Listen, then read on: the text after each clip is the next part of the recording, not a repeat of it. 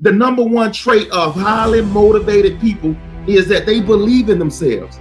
Being highly motivated and being successful has nothing to do with how much failure or how much success. What's up, Brandon? How much failure, how much success you have. It's more about what you believe about yourself.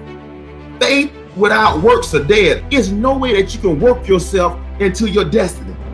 You have to have a level of belief about what you're doing so strong that it propels you, not even in the good times, even in the times when I call them the lean times, when things aren't going your way.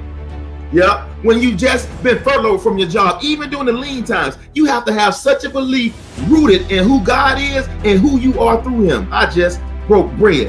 And most of us, we live our lives through darkness. Yeah, through darkness. Is that we sit there and we allow the words of other people to penetrate our heart and our soul. The teacher that said I wasn't smart enough, or the coach that said you wasn't athletic enough, or the teammate that was joking with you and it told you you were too this or too that, or the sibling that told you you were too this or too that. What's up, LeVar? Yeah, all of that ties into your level of motivation.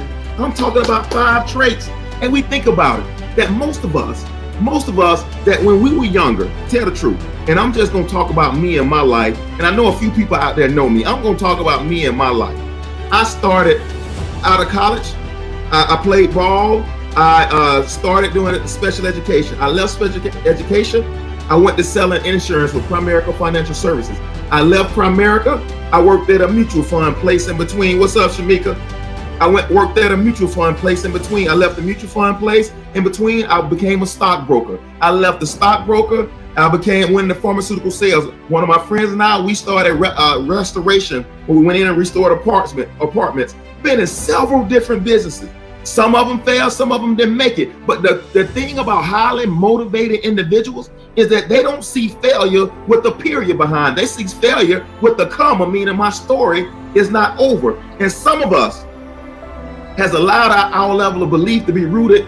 I'm not going to call it in failures, but in situations that didn't work in our favor. I'm breaking bread right now. Yep, you started that business and it didn't quite go the way you wanted to, so you never started back out for business. Don't you know that the most successful people in this world had started out and stumbled and fell along the way, and they found success along the way? Kevin Dyson found 10,000 ways of how not to make a vacuum cleaner. Yep, he did. When I think about it, I wrote this down.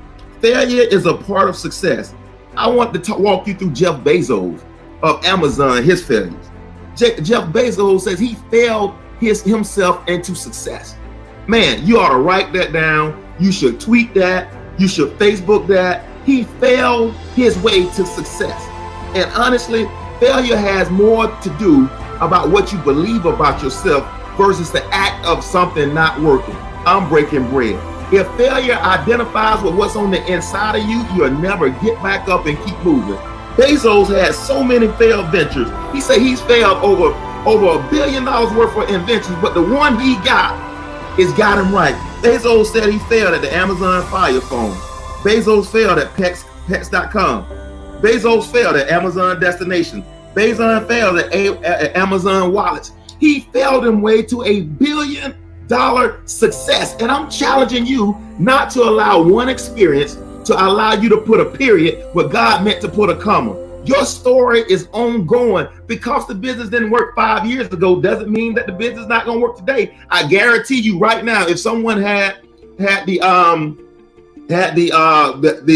answer to COVID-19 5 years ago, it wouldn't have been valuable.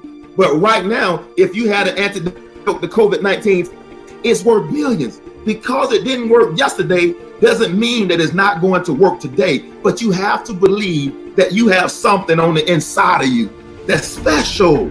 You have to believe that there's more to you than what people see externally. That's why I always say, don't you dare judge.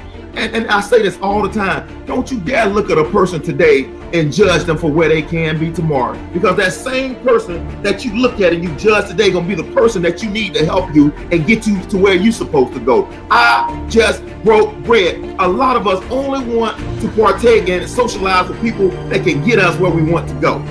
See, but part of our job in this life is that we have to lift while we climb. Don't you dare look down on somebody because of where they are in their lot in life right now. Don't you dare judge people based on what they look like today. Man, I am breaking bread. I remember when my wife met me, I was broke. I was living in a room the size of a closet.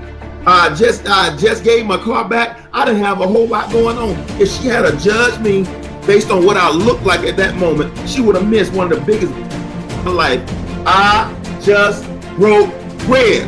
Woo! The motivational teacher to the masses is breaking bread. Don't you dare judge yourself right now by what it looks like.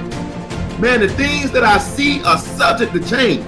I'm breaking bread right up in here now. The things that I see are subject to change. I'm not going to whine. I'm not going to complain. I'm not going to feel jealous. I'm not going to do all those things because of where I am today. Why? Because there's greatness on the inside of me. And I make decisions about my life from that position of greatness and that level of belief. 5 traits. Man, stop judging yourself based on what didn't work. Give yourself show yourself some grace that you show to everybody else and allow yourself to keep leveling up in life. Michael Jordan. Yep. Michael Jordan hit 25 game-winning shots over his career. Yeah, I'm about to break bread. Michael Jordan was 9 for 18 in the final 24 seconds, 50%. Michael Jordan was 5 for 11 in the final 10 seconds of game. And we hear about Michael Jordan and how he was a great scorer, the greatest to play the game, but we don't hear about the shots he missed. We only hear about the shots he made. And see, like most of us, our highlight reel in our mind is all the shots we missed. Boy, I'm breaking bread right now. All we do is rehearse in our mind the 9 we missed, and we don't rehearse the 9 we made. Somebody better talk to me out there right now. So that is some bread breaking right there. I just saw the reason why we're not successful is because we have a highlight reel of what went wrong instead of creating a highlight reel of what went right. I just broke bread right there, boy.